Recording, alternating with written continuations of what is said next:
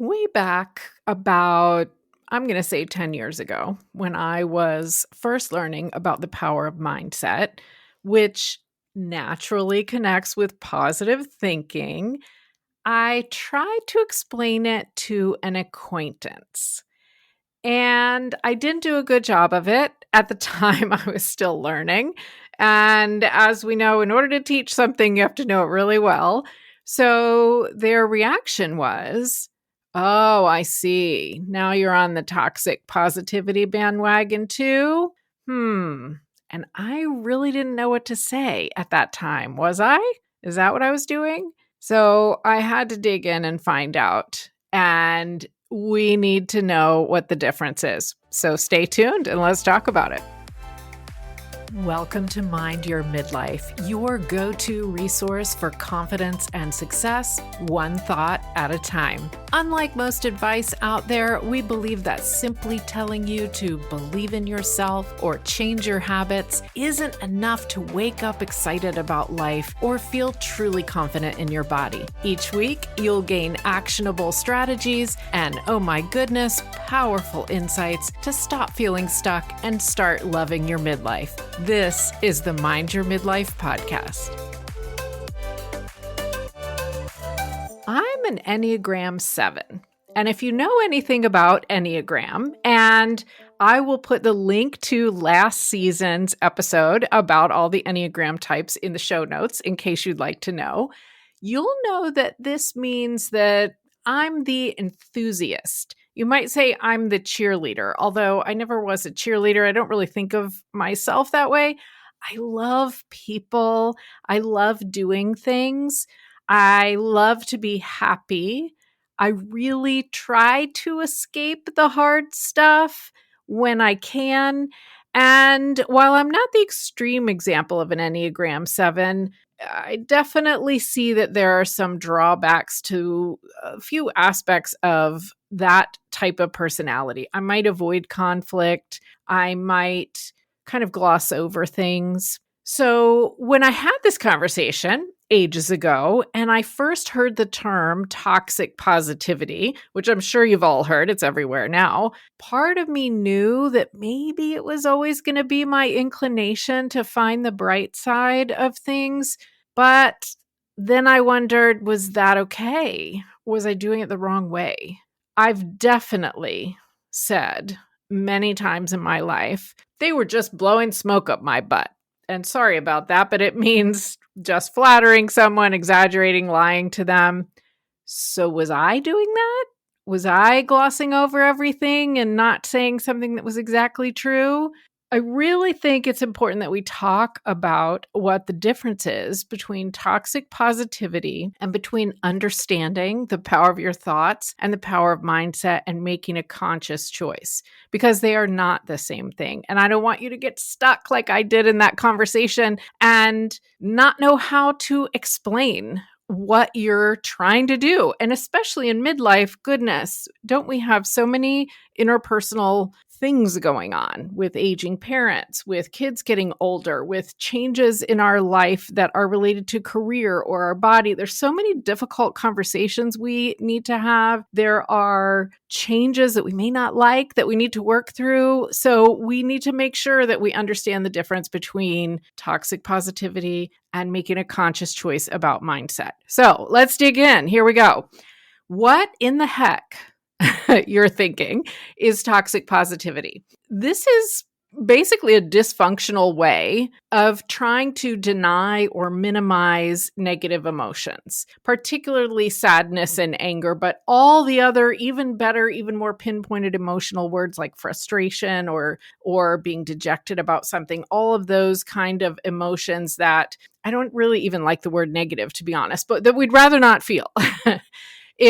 It's kind of the idea that people should always be maintaining a positive mindset and being happy no matter how difficult things are.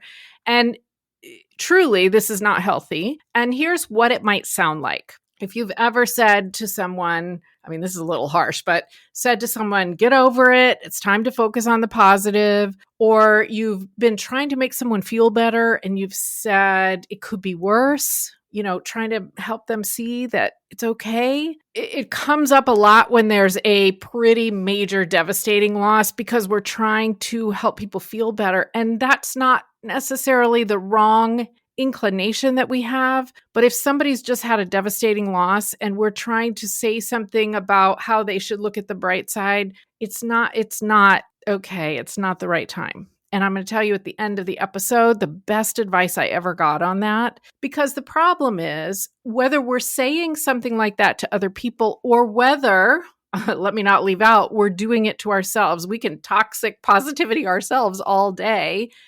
And if we're feeling sad about something, we can tell ourselves, like, it's not worth worrying about, or that's so small, or I'm being so silly to be upset about that. Well, maybe you're not. It's okay to be upset about things that you find upsetting. And actually, if we let ourselves feel that, reference episode 1, it might kind of be able to pass through us and we're able to process it and move forward a little bit faster and a little bit healthier. And we do this a lot of times to kids when we're wanting them to feel better, but we end up always trying to make them feel happy. And sometimes they interpret, whether we mean it or not, they interpret that their negative feelings are not okay, and they learn to hide them. And I don't say that to make anybody who's a parent feel guilty or anybody who's a coach or a teacher feel guilty. We all do it sometimes. Nobody's perfect, and we can still learn how to do better. So what in the world then is mindset and the power of positive thinking if it's not going to be this toxic positivity? This is such an important question because I don't want you to throw the baby out with the bathwater. Again, sorry, I'm using a lot of these sayings today, aren't I? I don't want you to throw out all positive thinking and say that's toxic, because that's not really an accurate statement. It is toxic positivity to gloss over your own feelings or someone else's and make yourself or them feel like all that has to be shoved away. It's not good to shove your feelings in. When you hear the breathwork episode, a couple episodes from now, we're going to be talking about that. We talked about that with forgiveness just in the last episode. We're going to talk about that in quite a few different areas. So what does it mean then if we're not going to be toxic about it, but we're going to try to manage our mindset and think positively? It's entirely different. What I want you to think about is that feeling your emotions is good. And sometimes we feel like crap. Sometimes we feel sad. Sometimes we feel mad. Sometimes we feel frustrated. Sometimes we feel disempowered, disenchanted. Sometimes we feel worried. Sometimes we feel particularly concerned about something. And those are not wrong. You want to be able to name what it is you're feeling, and you want to ask yourself, what is making me feel that way? Now, in a very extreme case of a tragic loss, you will obviously know what is making you feel that way, but sometimes, and maybe these are the instances we really need to talk about, sometimes it's more subtle than that. If you are just kind of going through your day, maybe this is happening to you right now, feeling just frustrated, just like internally, mentally, you can't see me, but I'm stomping around. I'm, having this body language of frustration. Sometimes we don't really realize why. And so asking yourself, what's going on in my head right now is what I want you to learn to do. And this is why I want you to go grab my free story cycle resource. It will help you with this. CherylPFisher.com/story cycle. It'll be in the show notes. But understanding what's going on in your head and what emotion those thoughts are creating is power, because you get to choose. And as I said, if you're in the middle of a tragic situation, we know what's going on in your head and we know the emotion you're going to feel, and it's crappy and awful. But allowing yourself to feel it, maybe it's grief, allowing yourself to go through the stages of grief, like psychologists will explain. You need to. It's good. It's hard and it's healthy. I guess the part I want you to understand is most of the time, it's much more subtle than that. So all emotions have value, but sometimes we get ourselves stuck in emotions that aren't even really related to something that is true or happening. So the key is that whatever thoughts are going on in your head, you get to choose whether to hold on to those thoughts, whether to believe those thoughts, whether to change those thoughts. And so if you're stomping around your house feeling frustrated and you pause and you think, why am I feeling frustrated? And you kind of like search around in your head, search around in the file cabinet a little bit, and you find that on a loop in your head is running, why did she get that job and not me? Why did she get that job and not me? Why did she get that job and not me? And it will go over and over and over. So that one is one where we want to figure out, are you feeling like you were rejected? Are you feeling like you were a better candidate? Are you feeling like this is your last chance? What's the actual thing underneath there that you're feeling? That's what we need to figure out. And then, is that true? So choice is really the key here. Yes, I would love for you to be able to be thinking positive thoughts all the time and to be feeling happy and empowered and calm and comfortable in your body. But it's not reality that that's going to be the case all the time. What is reality is that you get to choose what thoughts are in your head. Maybe in that particular example I just gave, you are not really bothered about her, whoever got the job. Maybe that's fine. But you're underneath there thinking, I'm never going to get a new job. I've lost my chance. And that's where the frustration is coming from. And so I would ask you, is that 100% true? Factually, 100% true? Well, a statement with never in it is almost never 100% true, but it's also a future statement. So is it 100% true that you've lost your chance and you're never going to get a job you want? Well, no, that can't be. It can't be the case. So allow yourself to feel frustrated. But the amazing thing that happens is when you recognize what's causing it, you are going to be able to say, is that what I want to be thinking about this situation? And maybe you choose differently. Maybe you choose to think, well, I guess I keep going, see what comes next. And I'm not saying that you have to jump around and congratulate your friend who got the job you wanted. Frustration is fine. Feel it. But I am saying you get to choose the thoughts and the feelings that are in your head.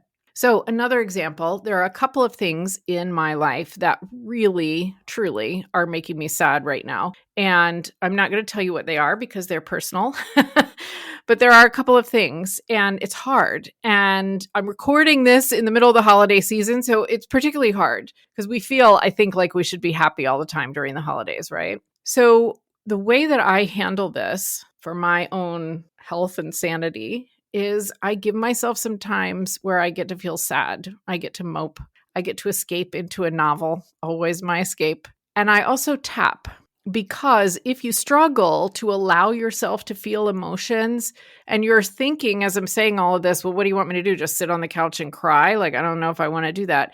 Tapping is such a good resource for that. So drop me a note on social media, Cheryl P. Fisher on Instagram. Ask me more about tapping. I definitely will be happy to share the information with you. But it is related to acupressure. We're using points on our body, tapping on points on our body to kind of allow the energy in our bodies, which is connected to emotion, to flow, meaning process, meaning eventually leave. It helps me a lot. And then once I can kind of get that emotional level calmer a little bit, then I can decide, okay, do I choose something else? Do I want to stay in this sadness for now? Because it's okay if I do. Or do I want to flip it? And the way I flip it almost all the time is I say, well, what could I be grateful for?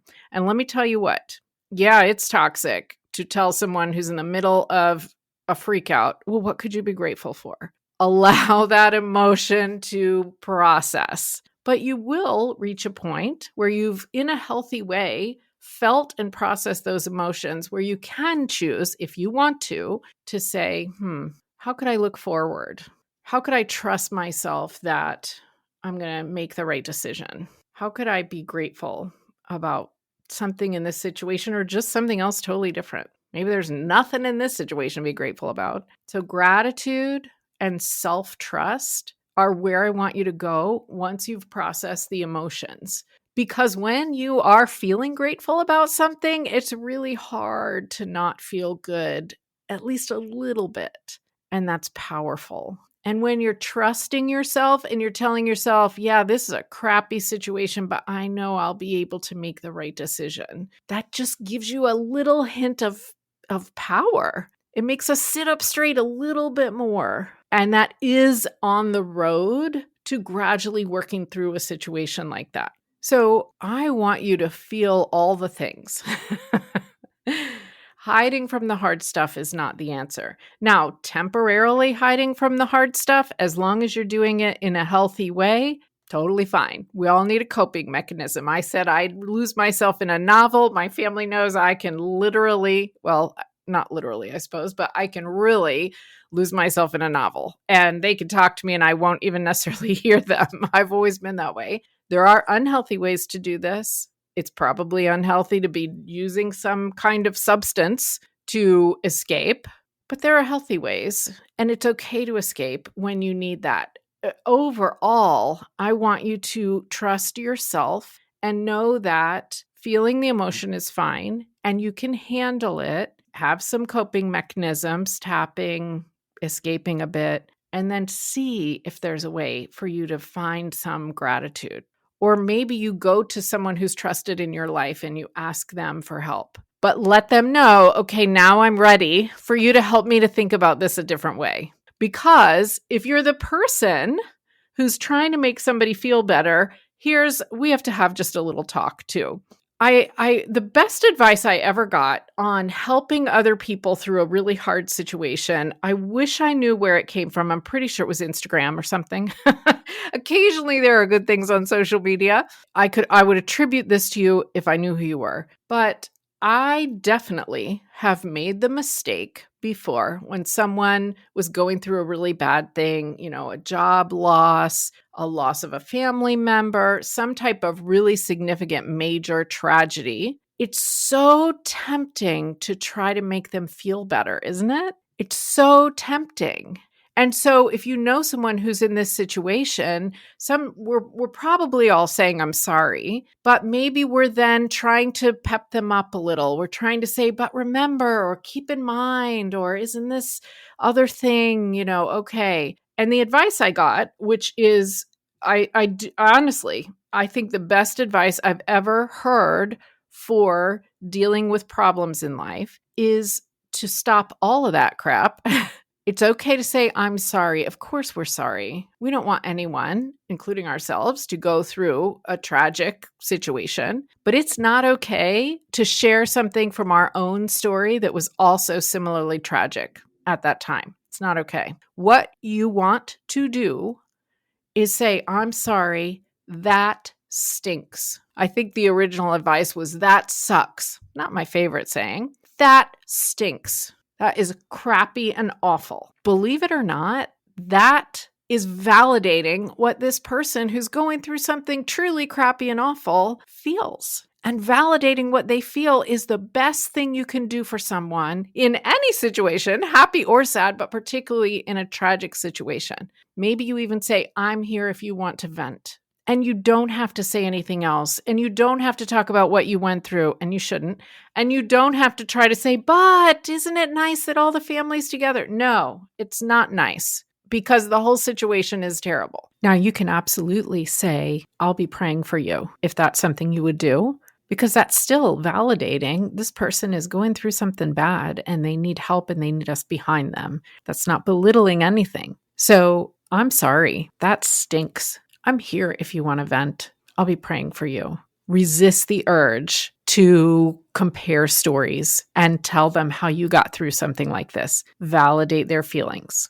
And it will feel a little unnatural at first if you're like me, the type of person who always wants people to feel better. But this is honoring their feelings, and it's letting them know that you are an ally that is there for them if they need it. And I tell you, of all the advice of dealing with uncomfortable and sad situations, it's the best advice I ever got. So sometimes when we're trying to help each other feel better, we make the mistake of glossing over the other person's really intense feelings. We don't mean to most of the time. So just know that if you keep in mind you want to honor somebody's feelings and you want to honor your own feelings, and then When those feelings have been processed, the intensity's down a little bit, then let's think about, is that thought really true? Can I switch to something that I can be grateful for? All of those tools I gave you. But at first, just freaking honor the feelings. And you get to decide how long, and you get to decide how you do that. You always get to decide. So also, please let other people decide. And I guess this went in a bit of a negative situation or a negative angle today, but I hope it was useful because mindset and positive thinking and understanding your thoughts and emotions is not toxic positivity. So let's make sure that that's not what we're doing towards other people or ourselves. Thank you so much for listening to this episode. I have enjoyed sharing this with you. As I said, learning to recognize your emotions and that thought loop that's going on behind them is such a powerful, it's your superpower. So grab the free resource at CherylPFisher.com/storycycle.